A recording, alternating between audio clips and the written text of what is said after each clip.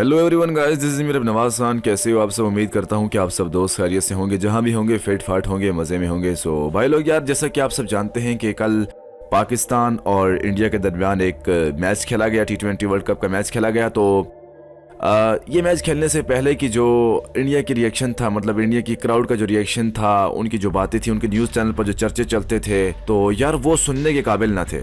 मतलब कभी वो कहते कि यार वॉक ओवर ले लो हमसे, ये है आप हमसे हारोगे, हम जीतेंगे, ये करेंगे वो करेंगे। तो अल्हम्दुलिल्लाह यार, पूरी दुनिया ने आज देख लिया कि उनकी बातें जो थी, उनकी जो वो बातें जो उन्होंने की हैं, जो उन्होंने गलत अल्फाज यूज़ किए हैं, वो उनकी वहीं के वहीं रह गई। और अल्हम्दुलिल्लाह अल्लाह ताला ने हमें एक बेहतरीन फ़तह नसीब फरमाई है। सो मेरी तरफ से तमाम पाकिस्तानी कौम को दिल की अथाह गहराइयों से बहुत बहुत मुबारक हो।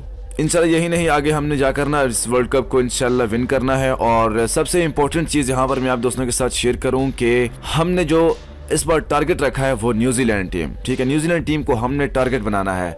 और इंशाल्लाह मुझे उम्मीद है कि हम न्यूजीलैंड को भी इसी तरह मुंह तोड़ जवाब देंगे।